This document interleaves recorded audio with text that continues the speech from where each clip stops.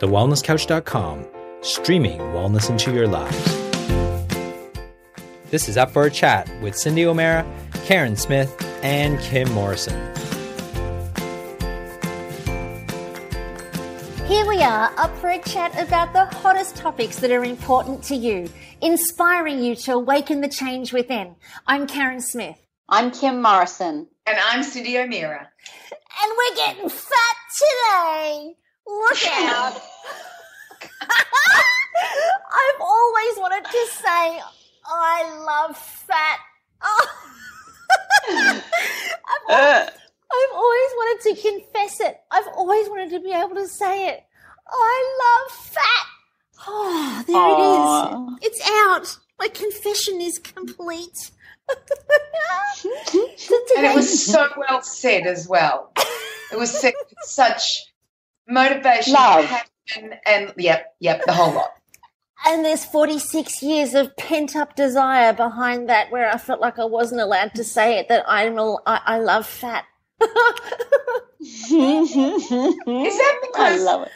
Yeah, Karen, was that because your belief system, because of the dietary guidelines, because of what you were told, because of the meme, if I could call it a meme, that was going around that fat was bad for us? Is that why? Oh, Cindy, so spot on. I have in my whole life been a fat phobe for as long as I can remember. And I mean, obviously it's not so much in these days since being so close with you girls, but certainly my whole life growing up has been about you don't eat oils, don't put butter with this, don't have any fats with anything. And it's always been a real phobia with fats. And I remember I met a girl probably about 10 years ago now, and she was super, super slim, and she was she specialized in diets and nutrition. And I remember her saying, you know, I'm a fat phobe. I'm a fat phobe, so I'll stay away from fats my whole life. And I thought, wow, a kindred spirit. Okay, she can talk to me about my nutrition, and I remember that. And I thought, you know, and now it's like there's such a massive question mark about it. And today's topic is all your ideas, Cindy, about talking about fats and oils and what shoulds and shouldn't and cans and can'ts. I can't think of a better bloody topic. I think people are confused. You know, and it's not just the confusion of is fat bad or good, or what type should I eat, or what type should I use? You know, like here I am going, or it's everything. It's I see all these. I'll put up a post about fats and oils and what are good and what are bad, and people will be confused. But I thought canola oil was good, Cindy. Why are you telling me it's not? Because it's a polyunsaturated. I thought polyunsaturated fats were good and saturated fats were bad. And so I thought what we could do today is perhaps talk about the basics of fats. What is it? You know, that type of thing, and how it's used in the body and what it does for the body. Maybe look at that. And then what are the best fats that we can eat? What are the fats that we should stay away from? Where did we get this phobia about fats? Where did it all start from? And then Kim, with all her beautiful fats, her essential oils, and we use fat on our skin all the time. So we're going to do the inside-outside story. Awesome. That's what we're going to do. Nice. I like it. Yes, I do. Yes, let's do that. Yeah. Well, what was really funny was Kim and I were talking the other day, and she said that she had this woman ring her, or not ring, but email her, worried about using her essential oils, Kim's essential oils, while she was pregnant. And we had a discussion about it, Kim and I, and we just are blown away that people are scared to put essential oils near them when they're pregnant. Gosh knows where they've got that phobia from. But they're quite happy to put what's that oil called, Kimmy? Well, there's a very well marketed product called Bioil, which I'm sure many people have heard about. Dermatologists, doctors, everybody. It is so beautifully marketed. It is a company that just focuses on that one product in 4 different sizes. And it's if not a multi-squillion dollar, it's definitely it's almost a $1 billion company just on this one product. And when you look at the ingredients in something like Bioil, which is completely petroleum-based and loaded with things like salicylates and perfume and fragrance, and it's got so many nasty little things in it that I go, and yet people are absolutely happy to rub something like that all over their body, and yet they question 3 drops of a pure essential oil. So we got the giggles a little bit about it, that what is creating this real fear-mongering around something that's so natural, as opposed to what makes it okay for companies to sell products like that have question around their ingredients just because they put the minimum amount in, or the amount that's allowed by the FDA. And I will add that no ingredient is a bad ingredient until someone complains about it, regardless of the research. So there is no guidelines in the beauty industry around what oil or petroleum or chemically made product is safe until someone dies or someone complains or someone has that is linked to that ingredient. And then it doesn't mean that that ingredient will be eradicated. They just lessen the amount in there, which then begs the question, what's the accumulation effect? I mean, women are told to rub Bioil into their skin quite a few times a day, morning and night, all over a beautiful pregnant belly. I mean, who knows what is being absorbed into the body when one is pregnant from the belly. So I don't know, it just raised the question around, you know, what are we doing, and why do we have this phobia around natural products? No, I agree with you. So another question, Kimmy, about, we were just talking about Bioil versus essential oils and this whole phobia. But what about, you know, the oils that we use on our skin? A lot of the moisturizers are petroleum-based, whereas we can use food oils on our skin. And I have a question for you also, is that sometimes I'll put an oil on my face that's not saying it's a face oil, but it stings my eyes, even if it's a food oil. Why does that happen? Well, it'll be something to do with the components that make up that oil. See, some of them are very bioactive. They're very, they do have a very stimulating effect to them. So, you know, it'd be like putting peppermint near your eyes, you know, something like that has a very high levels of different constituents that have that real stimulating factor. I mean, that's also its beauty as well, but when used properly, that can help warm and cool the skin at the same time. But with carrier oils, or what we call base oils, which are very different to essential oils, by the way, and essential oil isn't actually an oil or a fat. In fact, it's more structured like an alcohol than it is an oil. But a base oil, things like coconut, almond, apricot, grapeseed, hazelnut, you know, all of those base oils are very rich in essential fatty acids and things like that. So that's what, but the skin is also made up of essential fatty acids. In theory, it's only through evolution of whipping oils that we've turned oils into cream, and it's the luxury feel of cream on the skin.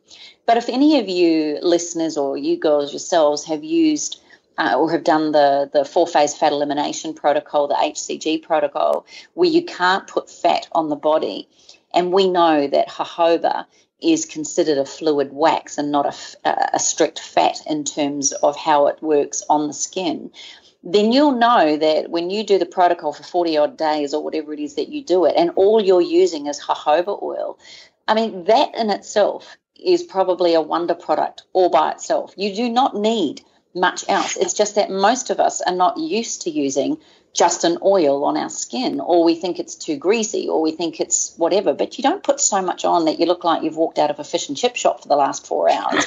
You just actually put the minimum amount on the skin and allow the skin sebum to work with that product that's being absorbed onto the skin. So you know, people forget that the skin is made up of oil, so the skin does love oil, but we're not used to putting things. And some people react to oils differently. Obviously, there's some thicker constituents and thicker things that make the skin react differently. We're all different. Even different times of the month, our skin can feel different. So, you know, keep the skin guessing. Keep playing with beautiful products. I'm just writing an ebook at the moment called Feed Your Face. And basically it's a book all about using food on your skin. So basic things like avocado masks and lemon juice, and using egg white and cucumbers. And look, that's what we used to do as our beauty regime, along with ostrich bile and all sorts of things that we wouldn't like to use these days. But the reality is your skin should do its job on its own. Products that we put onto the skin are to boost what the skin's already capable of doing. So in other words, it works with the skin. You should not be buying products that do something to the skin. You don't want skin being done to. You want skin being worked with, so that the skin is the hero, not necessarily the product. Does that make sense? Yeah. Yeah. I think so. I was just thinking about your the oil stinging your eyes, Cindy. Yes. The eye area is uber sensitive. And when I think back to my beauty therapy days, the eye area is very, very sensitive. So if you feel around your eyes, there's a bone underneath your eyes, and it kind of goes in a circular, it's like it's a circle, and your eye socket is in the center of that bone around your eyebrows and then all the way down underneath your eye. So you don't want to have any oil or product going higher than that bone. Because what happens with the skin underneath the eyes is that skin actually draws whatever is on the skin, it draws it upwards towards the eye. Instead of it drawing it into the skin, it draws it upward towards the eye.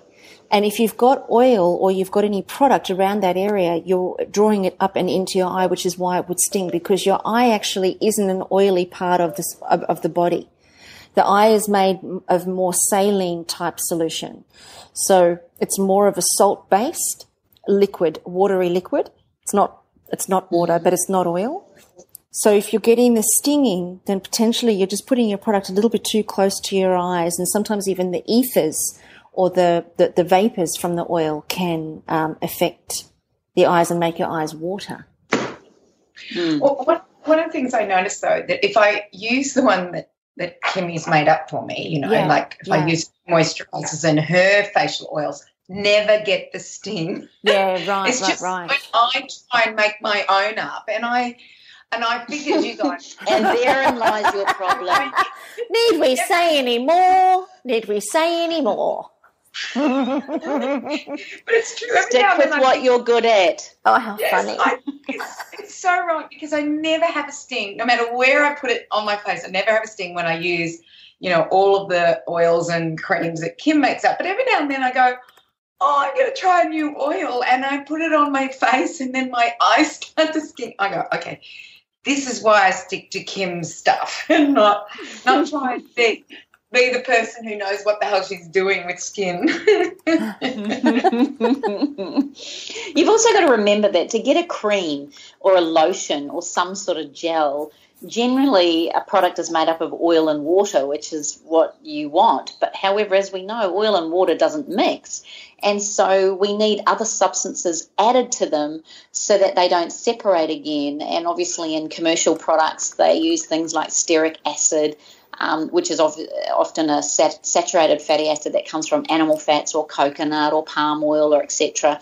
I think it's things like sterols that are added into it, alcohols, and then emulsifiers or lathering agents like sodium lauryl sulfate. So this all helps the skin. It feels slick, it feels nice, but then you've got to also check those ingredients and make sure that the ingredients they use to emulsify products are not the problem. So often and then if you watch any clever marketing, and Karen, you'll know this better than most, but it's all based on the key hero ingredients in there, and then you turn it over and you see a plethora of chemical names that are a concoction, just one big chemical concoction. So to go back to something as simple as a rosehip oil or a jojoba oil, which are the two, rosehip's very rich compared to jojoba, but jojoba is one of the lightest, most beautiful fluid waxes you can put on the skin, to go to that. But you've also got to remember, if the skin's not used to having just these very bioavailable but very rich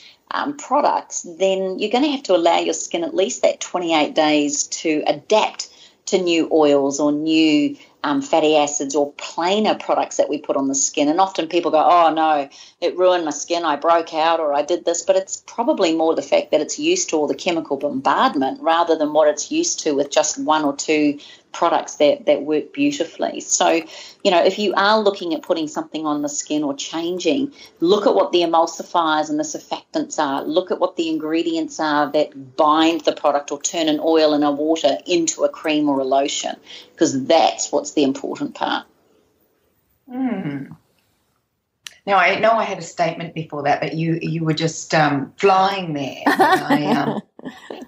Because you reminded me of something, and I thought, anyway, it's gone, and if it comes back, I should just write it down. That's what I should do. Well, think about the other thing is that's very common in the skincare world is a thing called mineral oil.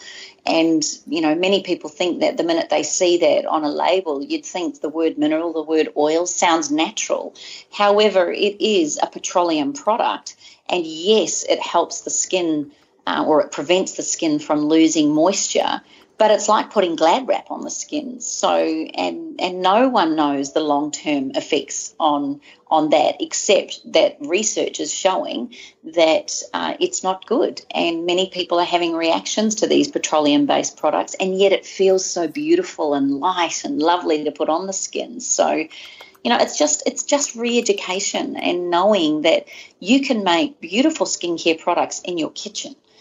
You do not have to spend a fortune on skincare, although Karen, as a beauty therapist, you might have something more to add to that. I'm not sure. Well, one should always suggest one spends a fortune. I was just thinking that. It kind of justifies my habit. Yes. Well, it's fascinating actually, because when I think of the journey in terms of my own experience as a therapist, and then also with the products that I've used versus what I use now, it's very, very different. I remember back in the very early days, I had dreadful acne, like huge, big, gross things on my face that I was so frightened to go outside. And I was using a product called Elabache. Do you remember that? Yeah. Oh, my goodness. And I tell you what, that was a delicious product. And I remember as a beauty therapist selling Elabache, we used to talk about it being fruit-based and the smells were so fruity. But if you've ever gone and had a look at the ingredients of an Elabache product, it would make you run a mile. When I look at that, and I haven't seen it for a long time, but I went into a salon in Noosa a couple of weeks ago, and I thought, oh my goodness, there it is. I'm going to go and have a look and see what was in this stuff all along. Oh my goodness, it's frightening. It's really frightening. And then you've got the Clarins and the Cliniques and all the products that you can buy from the department stores that are pure alcohol, and then all of the products that are designed for removing acne. It's pure alcohol and ammonium and acid, and we're putting that on our skin, hoping that it's going to get better. I think where this conversation is going to go in terms of what we put into the body is very indicative of what comes out of the body and what shows on the body and the skin. And I think I got asked something the other day, which is just coming to me now. I'm probably just rambling, but I got asked to do an interview the other day. And one of the questions they asked me was, what do people always ask you? And one of the things that people have always asked me for as long as I can remember is, what do I use on my skin? And, I don't let my skin get used to one product for too long. I'll use a product for a year or two and then I'll change products. So I don't think it's necessarily a specific product. What I think it is, it's what goes into the body. And, I laugh so much, and I always look for things to laugh at.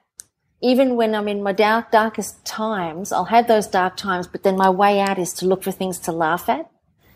And I'm always looking for things to be playful, and I'm always looking for things to be fun.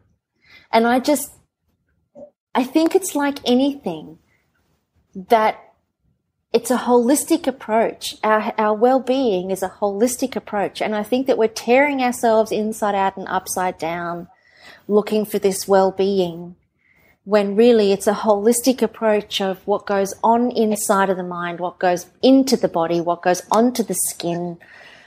If we can be as natural as we possibly can and be adventurous with our choices. You know, like the best thing I ever saw, Kimmy, when I went to Paris, I went to a beautiful perfume factory and I saw them actually take all of those beautiful oils, and they had these giant big pots with huge big whisks in them, and they were spinning those oils into cream. I've never seen that before. Oh my God, I'm so excited. I'm going over in July and I'm going to a number of these perfume workshops. I'm so excited. I watched them make soap out of coconut meat. It was amazing. And then whipping the oils into cream, it was like I said to the lady who was the tour guide, I said, I'm in heaven. I've died and I've gone to heaven. This is just, it's just pure bliss. Oh, so girly. I love it. I don't know if either of you have ever used the thing like Bioil that's well marketed and everything is a scar repairer. It's been said to be a wonderful product that helps with stretch marks and aging skin and uneven skin tone and dehydrated skin. That's what it's marketed as.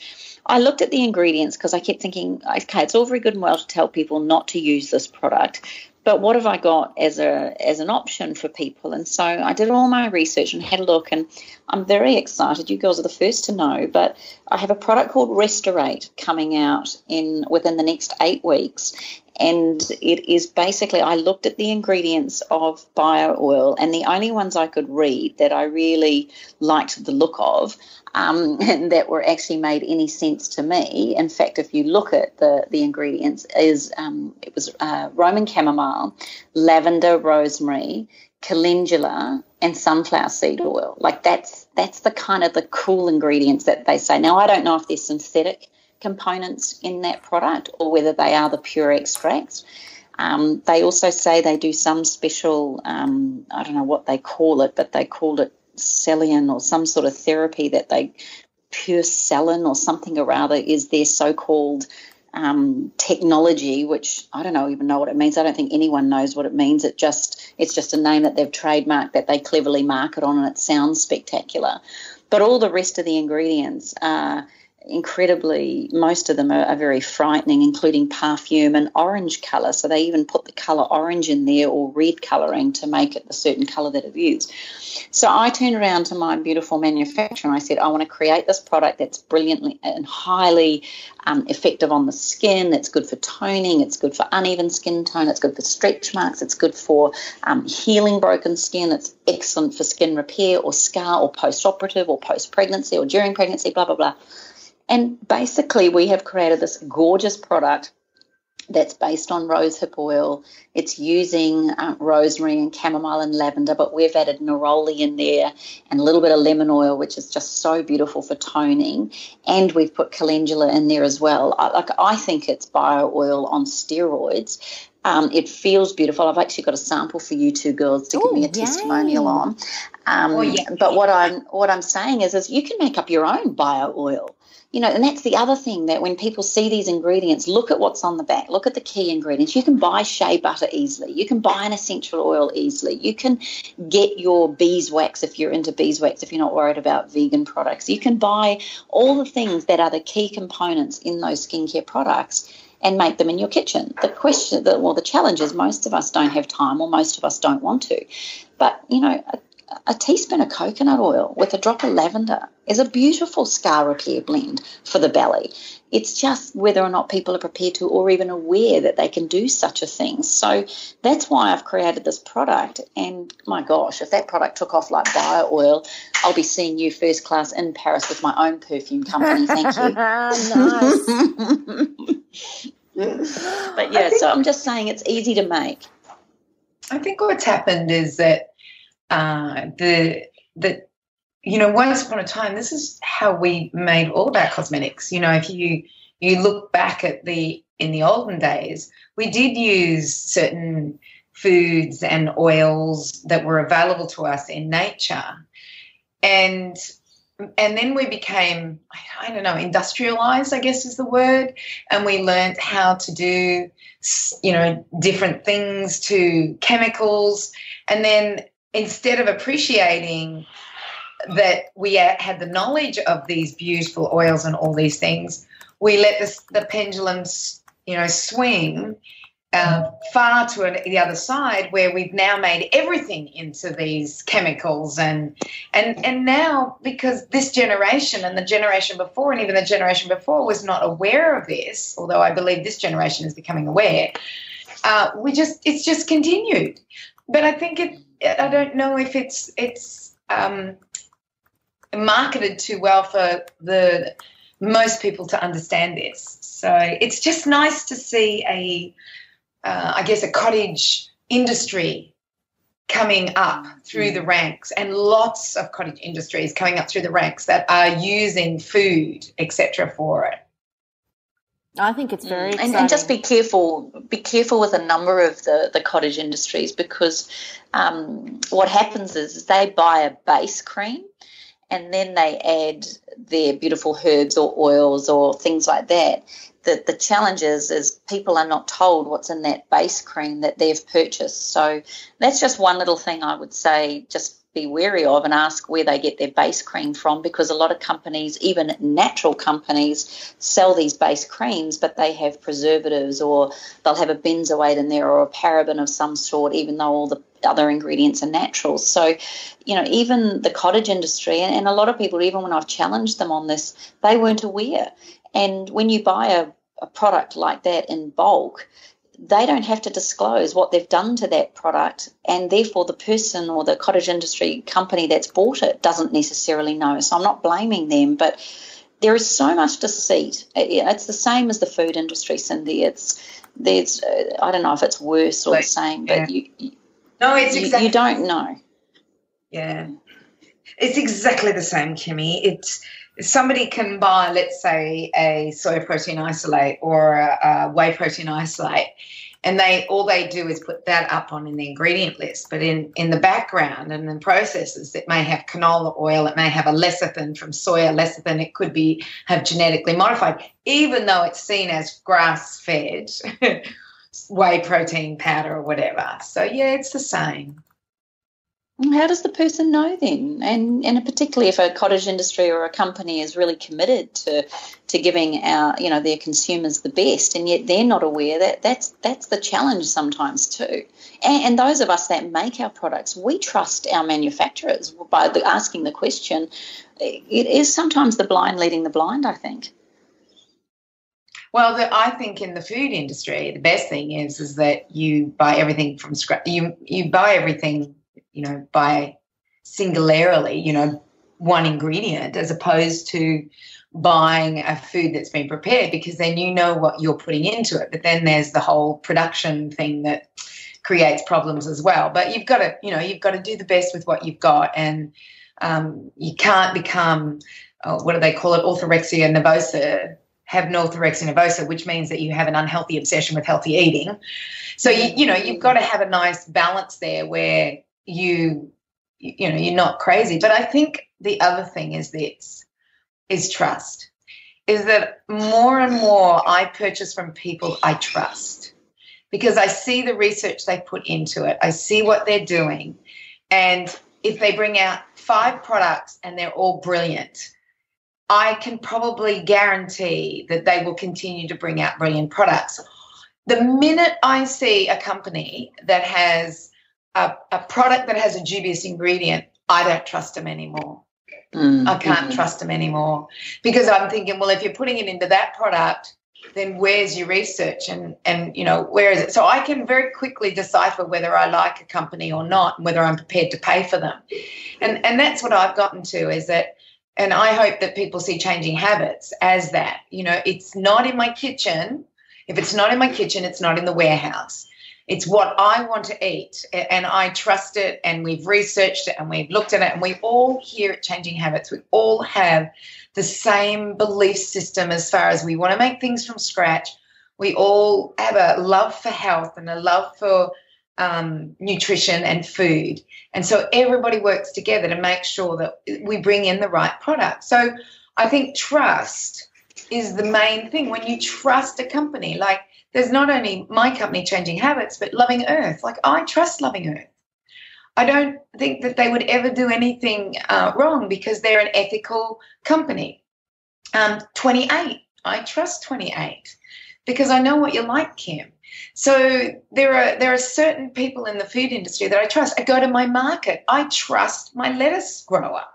I speak to her. I talk to her. My turkey man, who we're going to have on the podcast probably next week, my turkey man, I talk to him. I'm making sure I get a person who is as passionate about food as me and as passionate about his animals as me. Karen, you may not want to be on that call. I'm just sitting here wondering myself right now. Look, his knowledge of the poultry industry and eggs and chickens and what they're doing and the synthetic vitamins they're giving him. Like he was telling me the other day and I went, stop, Hewitt, don't tell me any more because I want to do this on a podcast. I want to be, I want you to educate our listening audience because I think this is really important for people to know. I think that there's been a big thing in the papers at the moment, and that's free-range eggs. And, some of the people out there, and I think they picked Woolworths, Coles and Aldi were the worst. So their eggs have 10,000 chickens per, was it hectare or acre? I cannot remember now. And some of the really sustainable, ethical egg makers have only 150 chooks per acre on their properties. So, I look at it like that and I go, we have to start, it's trust. And we find people around us that we can trust. And I'm very much into finding that person and really questioning them. Like, for instance, someone we've had on this podcast is Kirsty Worth from Cultured Wellness. So I remember meeting her for the first time, going up to her and, questioning her about her cultures, because I had only found dubious cultures. Well, I listened to her and I went, well, this girl knows more than I do. She is more passionate about her cultures than I'll ever be able to be because, I'm looking at the whole of the nutrition, and that was her one love, was cultures. So now I put everybody onto her cultures to ferment their food. So, this is where I think we're going, is that we're going to have to start to trust people and know that their knowledge and their foods or their skincare products are what they would use and that they're great researchers with it. Mm-hmm. Love it. Yeah. I think it goes a long way for a person to really look into this way of living. Don't you think?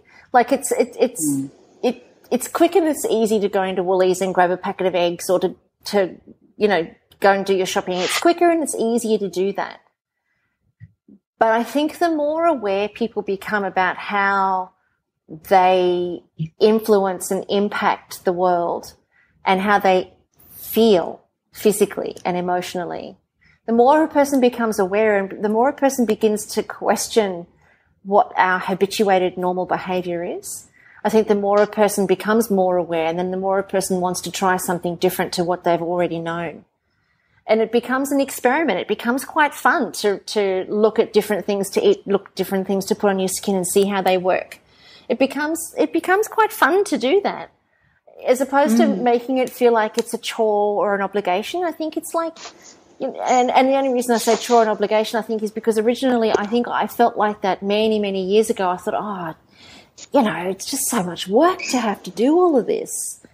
But it's not. It's quite the opposite, isn't it? I mean, it's really about experimenting and playing with the direct opposite of what we've been conditioned to believe is true, and to flirt with what else is possible and see how you feel physically, emotionally, mentally, and environmentally. See how it feels.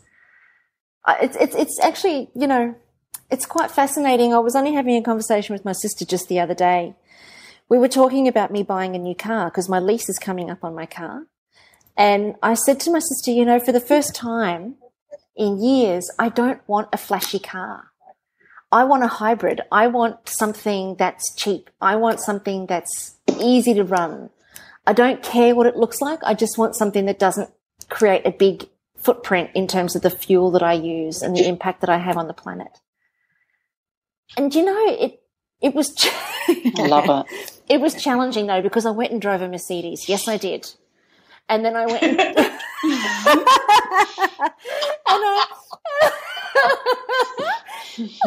love it.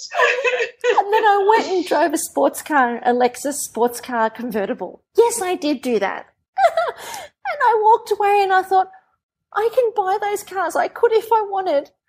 But then I thought, you know what, actually, it's been really fun. And that's why I think it's fun for us to explore what else is possible. Because when we get our heads into the right game, it actually becomes a really fun game to play. And, you know, I've bought myself a new little car, and it's just a small little demo Audi. BMW. No. It's a little Audi, and my repayments are more than half what I'm used to paying, or less than half of what I'm used to paying. I know. Mm. I know, and I'm going to get twice as far in my car. I can get about 400 or 500 kilometers to a tank. In this car, I'm going to get like, I don't know, I think 1,000 or 1,100 kilometers to a tank. And I'm really excited about it. And when I decided that I wanted to live differently, live a more natural way, it's been amazing, and it's been fun to transform my kitchen. It's been fun to transform my bathroom, and it's been fun to experiment with the oil pulling. Let me just say. Did you? Karen, I'm trying. Well done, because I know what your bathroom's like. I have been into it.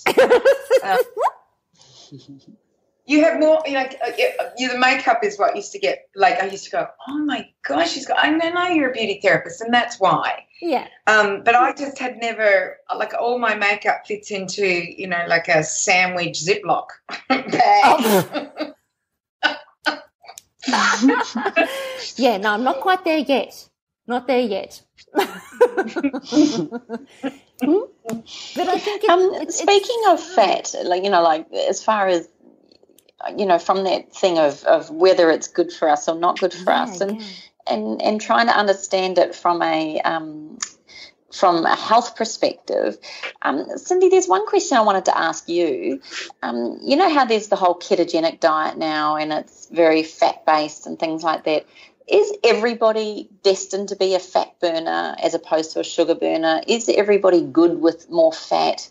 What's the transition period to go into a more fat diet, and what are the things you need to watch for as far as, you know, because it's all very good and well to eat more fat, but if you're still eating as many carbs and sugar, then you're going to get fat. So could you just give us a rundown on what that looks like from your perspective, from the inside story? Yeah, look, it was really interesting on Facebook a couple of nights ago, and I follow a group that's called I can't remember the name of the group, but I follow this group, and there's a lot of science-based articles that come up on it, and they're really, really interesting. And there was a comment made by a medical doctor she wasn't a medical doctor. She was finishing off her final exams at university, and she was going to be a doctor. And she said she's obviously been in this group and listening to this group, and she talked about an exam question that she was given, and she was given 4 alternatives in this exam question. And she said this is the one that was correct. And it talked about fat causing insulin resistance and heart disease and then diabetes and blah, blah, blah, blah, blah. So, and everybody who commented with, oh, well, they're lying in medical exams, and they're doing this and they're doing that. And I think what I did was I went in and I just said, hang on, guys. You have to look at the whole perspective of our evolution, of the anthropological diet, of the hunter-gatherer to the agriculturalist. They they adapted to the environment that they were in. So the Papua New Guineans, they ate mainly carbohydrates, yams. They didn't have a lot of meat, maybe insects, unless they were the ones that ate humans, you know, those ones, the cannibals. But if you look at the Dani and the Lani, they were not cannibals, and they would eat mainly carbohydrates. And then you go to another extreme, and that extreme would be the Inuits, who ate 95% blubber and fat and protein and very little carbohydrates, sometimes only 1%, depending on the season. And remembering that each one of them had a season, a wet season, a dry season, a cold season, a summer, winter, autumn, spring. And during those times, different fats and different foods were available in those seasonal changes. So if I was going to be very across the board, we would have eaten saturated fats in the summer when the cows were fat or the animals were fat. Or if we were eating dairy, they would have had a lot of fat in them because the animals were eating the sweet green grasses that enabled them to put fat on and have creamy milks, and then we could make cheeses. So in the summer, when all of this was happening, we would have eaten a lot of saturated fats. And the fruits were available as well, so we would have eaten sugars. So with the saturated fats and the sugars, we then would increase the amount of fat we had on our body, which then in turn would change our hormones, which then in turn would give us the ability to have a baby. And we would be pregnant from that summer right through to the spring. And we'd put on that fat to survive the winter. But then what would we eat in the winter? We would eat something very, very different to what we were eating in the summer. And we would eat more polyunsaturated fats. We would eat less sweet fruits. We would have winter fruits that were less sugar percentage. And so when we ask the question, is the ketogenic diet right for us, and is everyone a fat burner or a sugar burner, or what happens there? Well, we were all capable of doing that, but we did it in an ebb and flow. We were never always on the ketogenic diet because carbohydrates became available and we gorged ourselves on carbohydrates. So I find this whole paleo, ketogenic, high fat, the whole thing, I find it very misleading. And because it's only just happening now, we may see the ramifications of it in the next generation or for the next couple of decades. Remembering the low-fat generation started in the 60s, more so in the 80s. And so we've only been going 30 years and we've seen the ramifications of that. So now we're going to see the ramifications of a constant ketogenic diet or a constant high-fat diet. And, you know, the 4-phase fat elimination protocol is all about going to the winter of the hunter-gatherer when we naturally would have lost fat and weight. And because there was no fats available to us, you know, and there wasn't a lot of food available to us. There might have been a little bit of meat to share within our tribe. There may have been some green veggies just kind of sticking through the snow if we were in snow. Like when I talk green veggies, I'm talking about maybe some grasses or some herbs. So I think your question, Kim, I can't answer it and just say, yes, this is where we should be going. I think we need to start looking at, yes, it's all right to be on for a certain amount of time, but don't stay on it. You know, do other things with your diet and look at the seasons and look where you live and see how you can adapt. So if we look at the Himba in Namibia, they say that they've only been in Namibia for about 200 or 300 years because they had to move south due to the changing landscape. They couldn't survive where they were. And so they moved further south in order to probably survive. Does that make sense as to yes. why? Yeah. And the whole thing is, a saturated fat good or bad? Well, a saturated fat does cause insulin resistance, as the medical term is, or we could call it insulin desensitivity, because if we were eating saturated fat in the summer and we're eating these sweet fruits, if there was a desensitivity of the insulin receptors, it meant sugar stayed within our bloodstream. Triglycerides were formed, and then we would lay it down as fat in the body parts that we needed to have that fat for the winter. So to be on saturated fat for the whole of the year, decade after decade, I don't think is a great thing. But I think if we have our polyunsaturated fats, which are our nuts and our seeds, that's where we get our polyunsaturated fats, and we have our monounsaturated fats, which are also our nuts and our seeds, and then we have our saturated fats. And we in this society, we can use all of them every day. But just be mindful that sometimes just give saturated fat a little bit of a rest and come into your nuts and your seeds, and then give your nuts and your seeds a rest and come into your saturated fat. And for the vegans out there, we have coconut oil for your saturated fat. But and be also mindful that there's lots of fats out there. There's duck fat, there's lard, there's tallow, there's there's pork belly, I'm sorry, Karen, but there is all animal fats out there. There's butter, there's ghee, there is sheep, you can get some fat from sheep milk. And then on the other hand, there's all our beautiful vegetable oils, and that's not the generic vegetable oil. I'm talking about our olives and our walnuts and our hazelnuts and our inchies and our beautiful, beautiful nuts and seeds that are very easy to press oil out of. And by having a variety of these fats, we then allow the body to get into either a ketogenic state if it needs to, or use glucose and use carbohydrates, because there was a reason why we use carbohydrates. And we're learning that in the professional athlete circles as to when we should be using a carbohydrate, whether it's for endurance or for short spurts, versus when we should be using a fat, and the same. So the carbohydrate is good for the short burst, the fat is good for the endurance. Yeah. Yeah. So if I was to then go on to, go on more about fats, I think, I've written a whole page here. That's what's amazing, is that I just kept going, okay, we can talk about this, we can talk about this, we can talk about that. So I think the main thing is if we just get out what's a good fat and a bad fat. So to me, a good fat is a fat that's from nature, a fat that we've eaten for thousands of years, a fat that's not been interfered with, not been purified, bleached, nickel added to it, because there's many people that are allergic to nickel and they don't realize it, and then they're eating these fats that have been processed with nickel and have deposits of nickel still in them.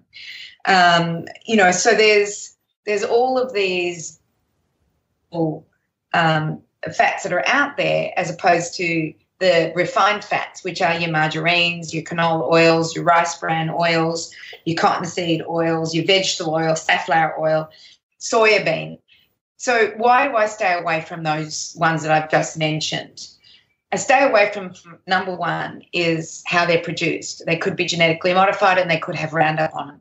In actual fact, in Australia today, Roundup is sprayed on your Roundup Ready soybeans, and it's also sprayed on your canola, whether it's GM'd or not. And they use it as a desiccant. So they spray it about 3 weeks before harvest to kill the plant. So as the plant dies, it produces more seeds, the harvest is greater.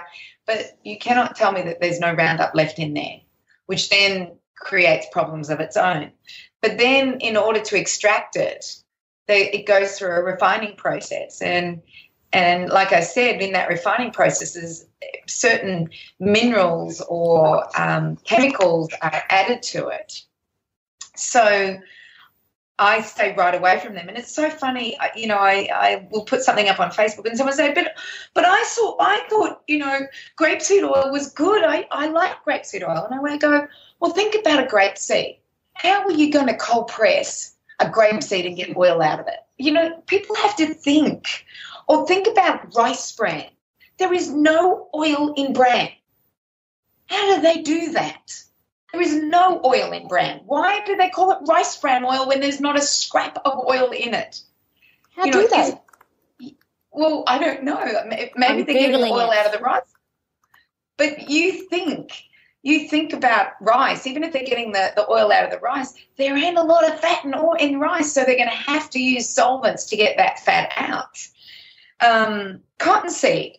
think about cottonseed. It's tiny. How do they get the oil out of that? Plus, they spray lots of chemicals on cottonseed. So I would never, ever go near cottonseed oil.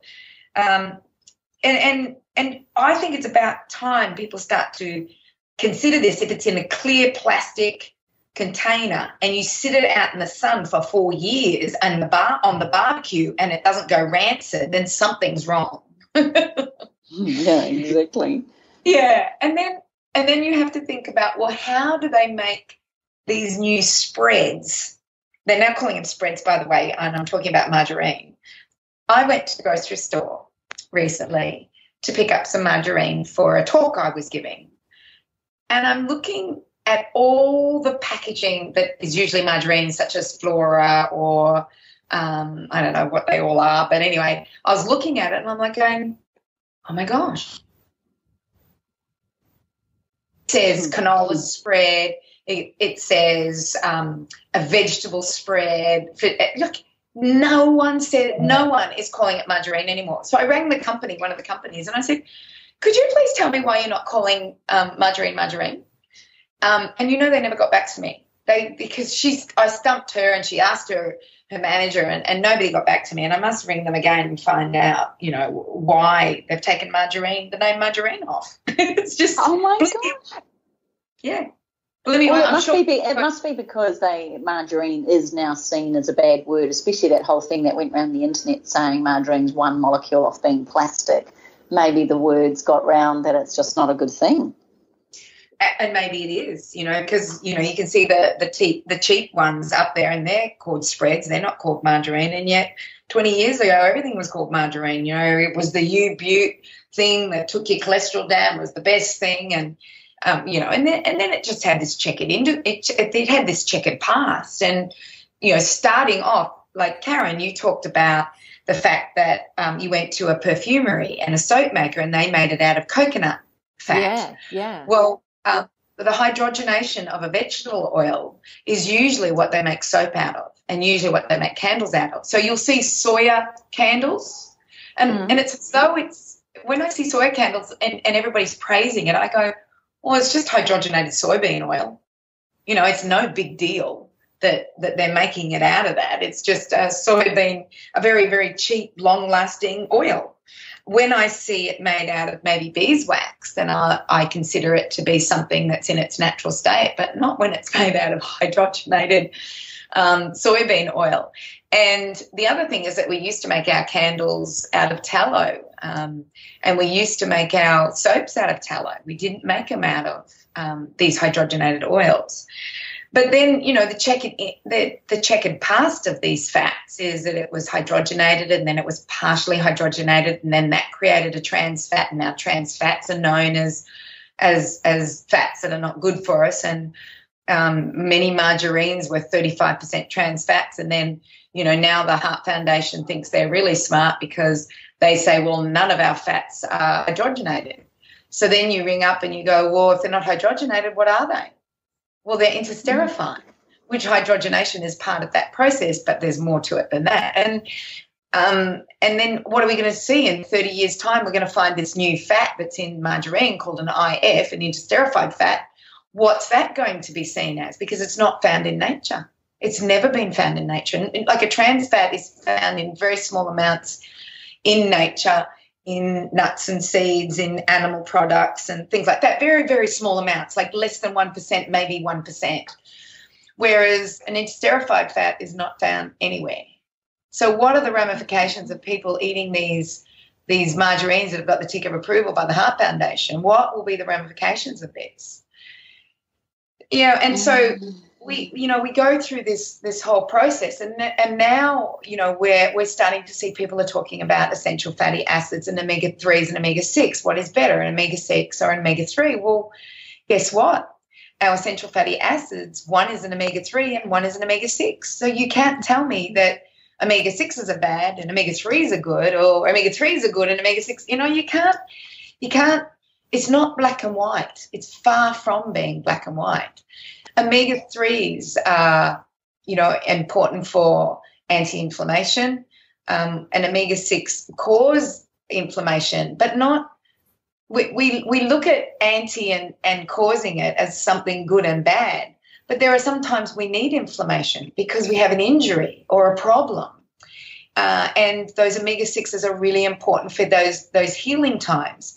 And then the omega-3s are also important. And so I find this whole thing that one's good and one's bad is not something that we can say. We just have to make sure we're eating them in their natural way, and then they will be in the right proportions for us. And I think the last thing say that. The last thing I'd like to talk about, and everybody's talking about at the moment, is smoke point and what fats can you use for cooking versus what fats should I not, use for cooking. And the best fats I feel for use for cooking are fats that are not going to oxidize. So let's have a look at what a saturated fat means. So saturated means that all the bonds are completely filled up with a hydrogen. So it's completely filled up with it, which means that if it becomes heated or goes near light or comes in contact with oxygen, it can't oxidize. Oxygen oxidize. And so what ends up happening is that if you cook a saturated fat, it won't oxidize and therefore it won't be bad for you. So saturated fats are your coconut oils, your butters, your ghees, your lards, all of those are full with your saturated fats. So let's now think about what a monounsaturated fat is. So mono being one, unsaturated meaning one bond doesn't have a hydrogen on it. Therefore, one bond can come into exposure with oxygen and cause oxidation, but in a very, very minor way. So your saturated and your monounsaturated are the ones that you could possibly cook with. So monounsaturated also includes macadamia nut oil and olive oil. So you could cook with those oils, but don't take them to high heat. So I don't take anything to a high heat, by the way. I like to keep it under the 160 mark as opposed to taking it all the way up to 250. Although there are some times I want to take it to 250, but for the most part, most of my cooking is under that. So now let's look at a polyunsaturated fat. So think about it. Poly, many, unsaturated, many unsaturated bonds, which means it can oxidize very easily. And it's more easily oxidized. Therefore, if you heat it or have it in sunlight, it will start to go rancid and it's not good for you. You can smell that acrid, rancid smell. So they're the ones that you use on your dressings or your mayonnaises or your pestos. You do not cook with them. And they're your inchi inchi oil, your walnut oils, your borage oils, if you're not allowed to eat borage oil here in Australia, so I didn't say that. Sesame oils, your what else? The chia. Well, the chia, the chia would be another one. Your avocado oil. If it's not high if it's high in polyunsaturated fats, then we need to be careful of it. So I actually have a chart in front of me, and I was wrong with avocado oil. It's actually 75% monounsaturated fat. Whereas, let me find one that's high. Macadamia oil is also high. Let me find one that's high. Okay, flaxseed oil. You would never, ever cook flaxseed oil. And you know what? The one thing I don't like about flaxseed oil is it goes rancid very quickly. So I'm always really, really careful, with that. So, if I get a chance, I made this whole chart up of what's high in poly, mono, omega-3s, omega-6s, essential fatty acids, long chain, short chain, medium chain. It's quite stunning. And I've done 19 oils, and all oils that I would consume, not oils I wouldn't consume. So I haven't bothered with canola or cotton or corn or safflower or vegetable oils or soybean. So that's me saying it as quickly as I could. Can I just say that how do you know this stuff? How do you remember this stuff? You're a flippin' walking encyclopedia. I remember studying all of that, but I don't remember it all, for goodness sake. You're a legend. You're a flippin' legend, and we love you. It's 30 years. You know what it is? It's 30 years and it's love for it. And it's the same with you and your oils. And it's the same with Karen and her bloody mind stuff. My gosh, when we listen to her for a weekend, my mouth is on the floor. Hey, Kaz, I'm just wondering if you're going to get fat driving your hybrid car now because you're going to have less energy output and you're going to eat more because you're not having to do so much because you can travel more in the car. I'm just putting it out there. Look, it's possible. Let's just say it's a possibility. It's a possibility. But I'm open, I'm open. Yeah. And now you love fat, so there's no problem. And Fat's good. I love that I said that out loud. Well, that was I had one interesting thing. Fat podcast. Yeah. I had one interesting thing. When we were writing our book, Like an Apple a Day, we did a lot of work with 2 doctors, and this is where we got a lot of our research done because they had access to information that obviously we weren't privy to without a university education. So it was really fascinating, and I will never forget one of the doctors saying to me, because I kept challenging him. Now, this was back in the early 2000s, 2002.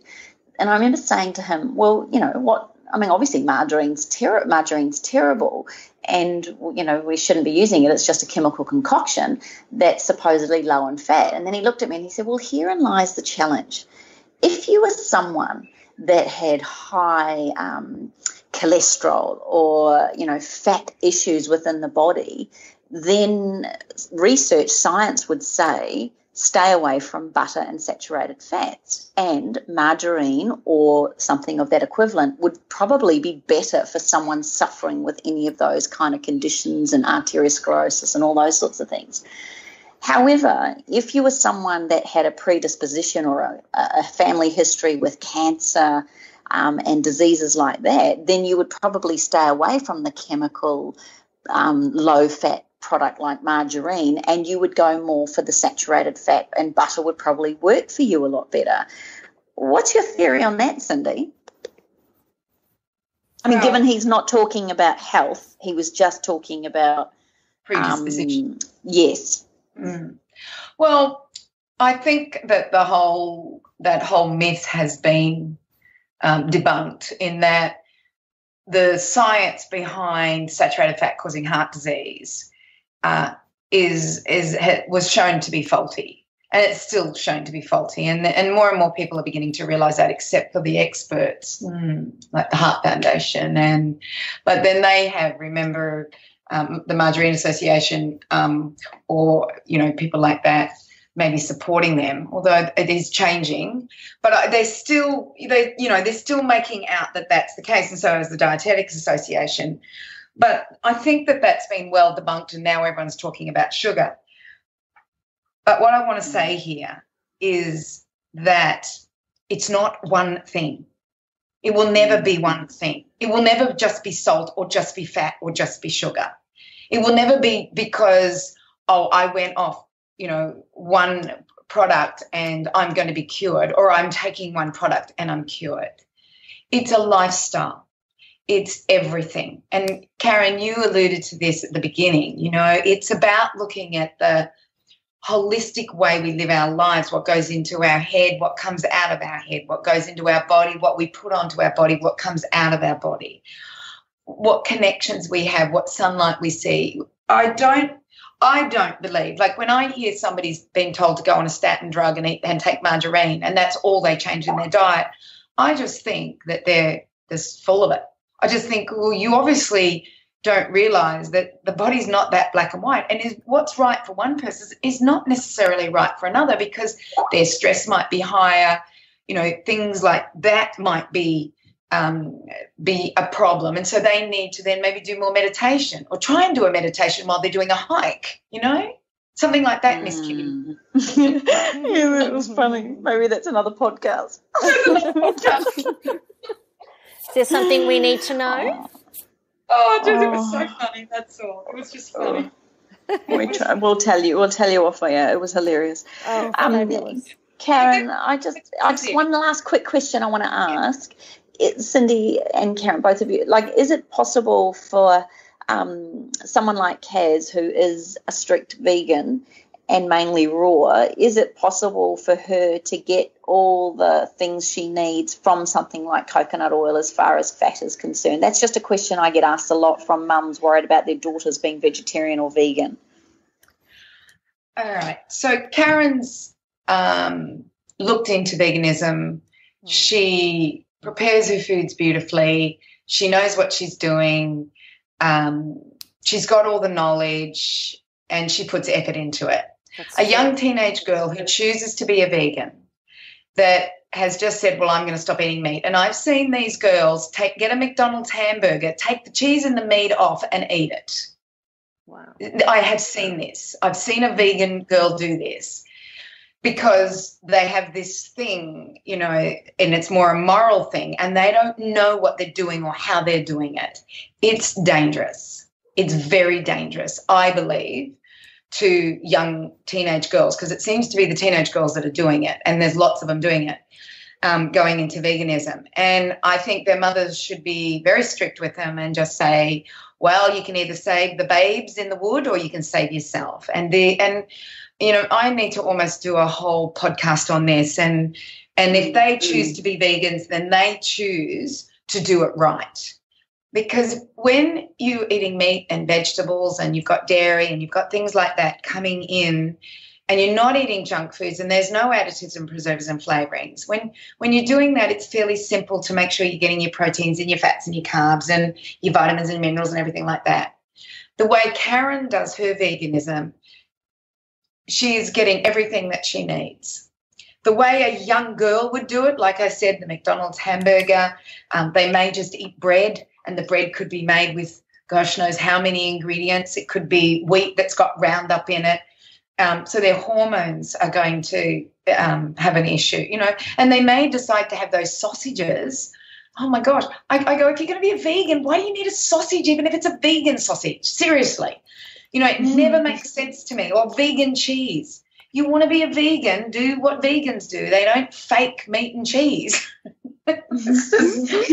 So for the young mums, for the mums out there with these young girls, I would be having a serious talk to them and saying, unless you do this properly, then you don't do it at all.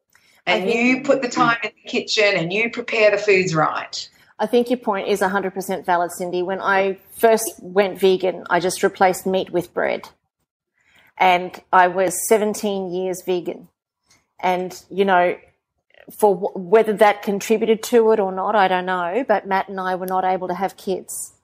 So when I decided, so I started eating meat again when I was in my 30s, because I started training and stuff, because everybody was telling me to eat meat. Anyway, so I stopped eating meat again when I was 41. So what's that now, 5 years ago?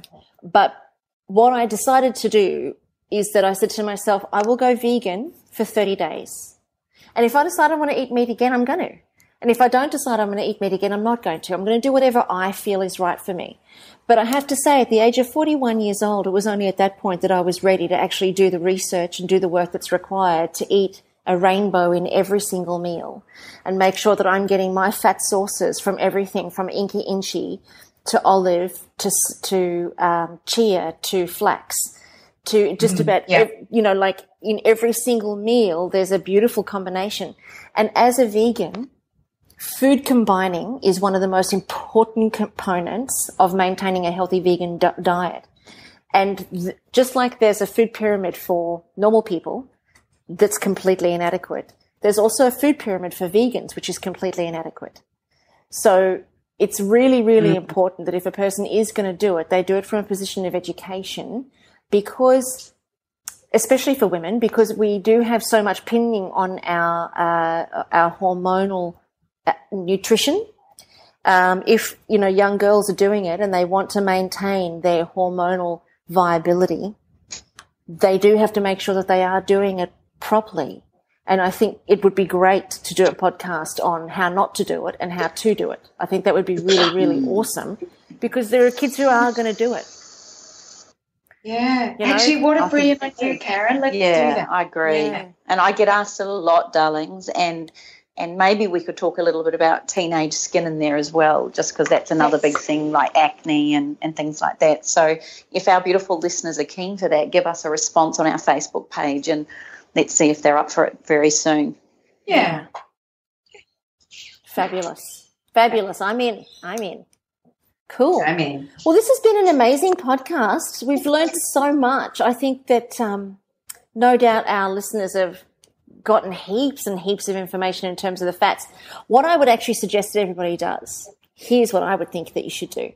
Go back and listen to this podcast again and get a pen and paper and sit down and actually write down what you cook with, what you don't cook with, what, where you're going to get your greatest benefits for your omega-3s and 6s, and where you're going to get, the other nutritional components where you're going to get your greatest benefits from. I think that would be a good idea, because on the listening, sometimes we miss some of the really good points.